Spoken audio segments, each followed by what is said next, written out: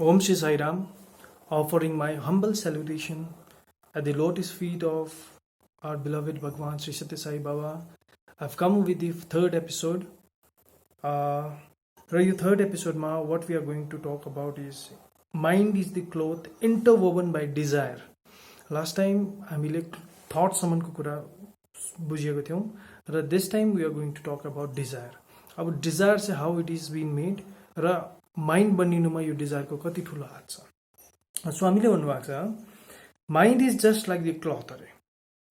One our thoughts are the cotton, the desires which they mold are the threads, and the intermingling and the interaction of these desires is the cloth.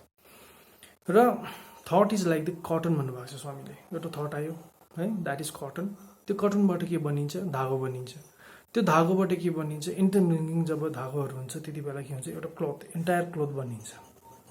So that is the mind made out of rap and woof भन्दैछ. यो mind भनेपछि हाम्रो के हुँदो रहेछ? इन्टरमिंगलिङ of हाम्रो thoughts है. एउटा चिजमा कन्टेम्प्लेट गर्दाखेरि हामीले त्यो चिज हामीले सोचिरहँदाखेरि है त्यसले चाहिँ हाम्रो के हुँदैछ?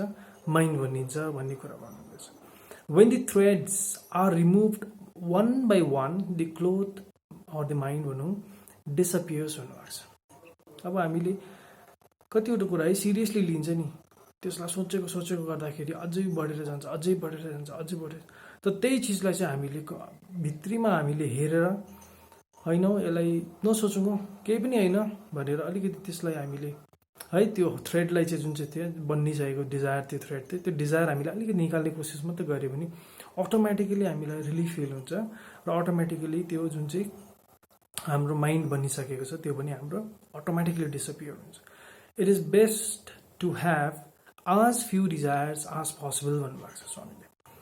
र यसको लागि एउटा इक्जाम्पल दिनुभएको छ स्वामीले कि lace luggage more comfort make travel a pleasure. यो त सबैले सुन्नै भएको हो र हामीले पनि ट्रेनको जर्नी गर्दाखेरि म्याक्सिमम् जति बेसी हामीले लुगाफाटाहरू है हामीले सामानहरू जति बेसी लगे हामीलाई त्यो ट्रेन चढ्नु ल्याउनु लानु है एकदम मुस्किल पर्छ. सिमिलरली हाम्रो लाइफमा पनि त्यस्तै हुन्छ. डिजायर जति बेसी गर्यो र त्यो सबै म समेटेर म कुनै जर्नीमा जान्छु भन्दाखेरि चाहिँ त्यसले चाहिँ हामीलाई दुःखै मात्रै दिन्छ भन्ने कुरा छ. So because of this reason what we need to understand is we need to होइन डिजायर नगर्नु भन्ने कुरा होइन, but one thing is there we need to prioritize our desires. अब है फर्स्ट प्रायोरिटी कुन चाहिँ हो त्यो प्रायोरिटीलाई हामीले लिनु पर्यो, त्यसलाई लिएर अगाडि बढ्नु पर्यो, त्यसलाई कन्टेम्प्लेट गर्नु पर्यो.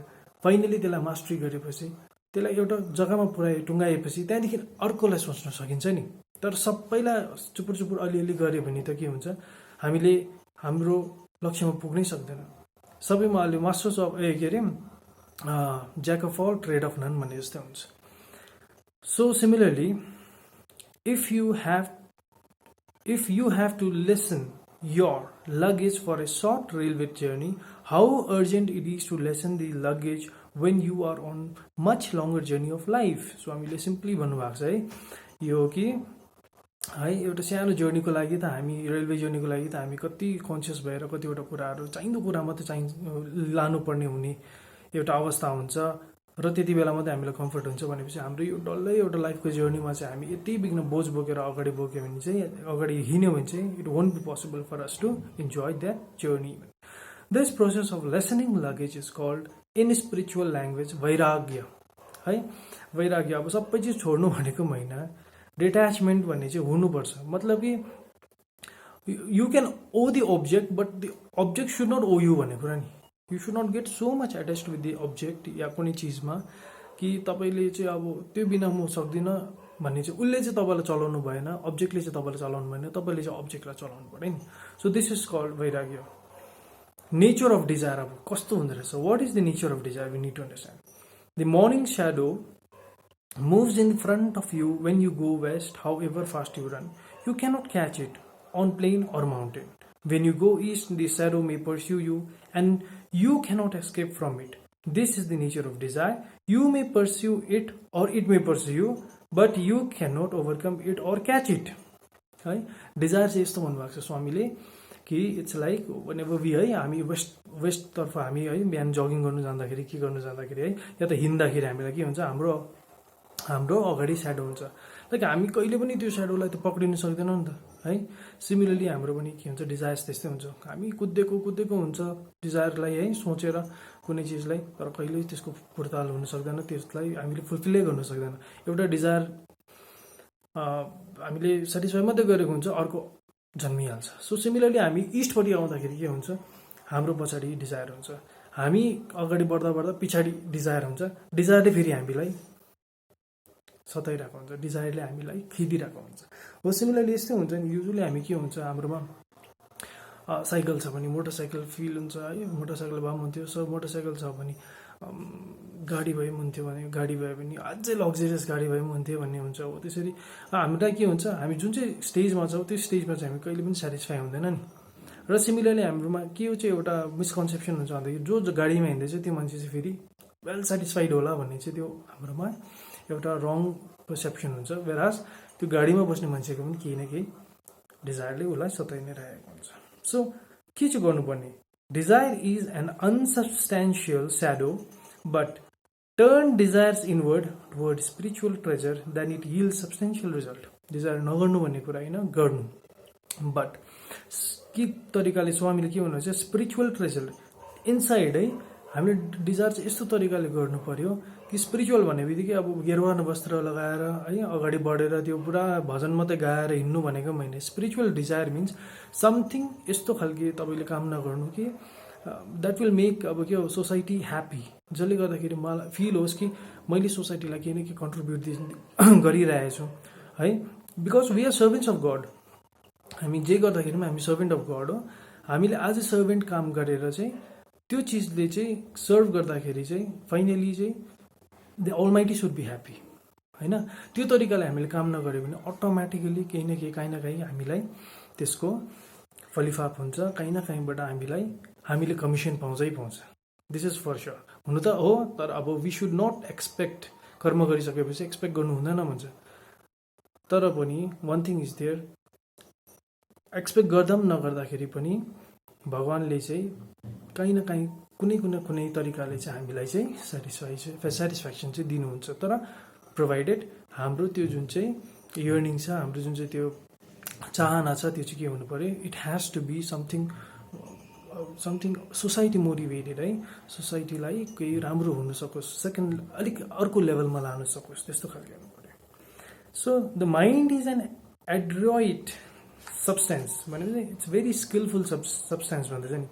It's actions are strange, it assumes the form of object in which it presents. The mind is responsible for happiness and sorrow, good and bad, positive and negative एटिट्युड्स।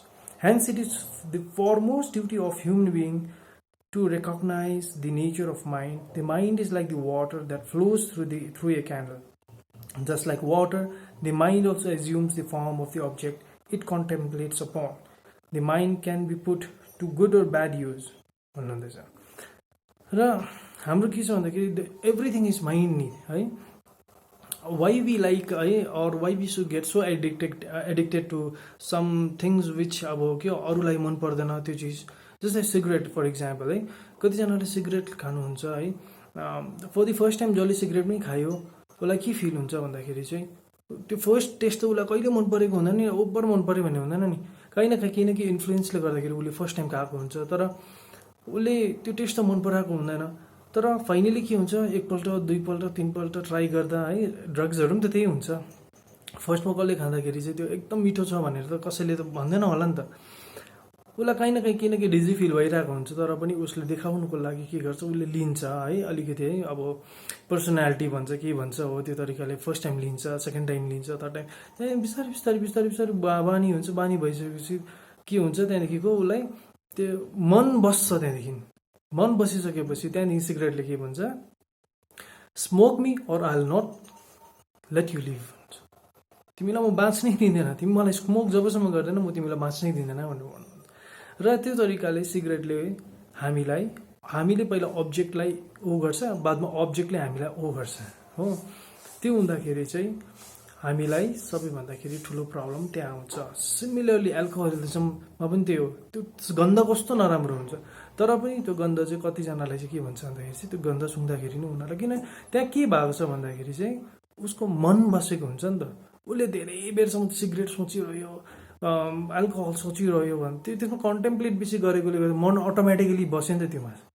त्यो बस्दाखेरि चाहिँ के भएको, जे भन्दैछ नि स्वामीले यहाँनिर के भन्नुहुँदैछ, just like water the mind also assumes the form of the object it contemplates. जेमा कन्टेम्प्लेट गरे त्यसकै फर्म लिन्छ है। र स्वामीले फाइनली के भन्नुहुँदैछ, the mind can be put to good or bad use, it is the duty of human being to channelise the mind in a proper way and thereby sanctify his life है।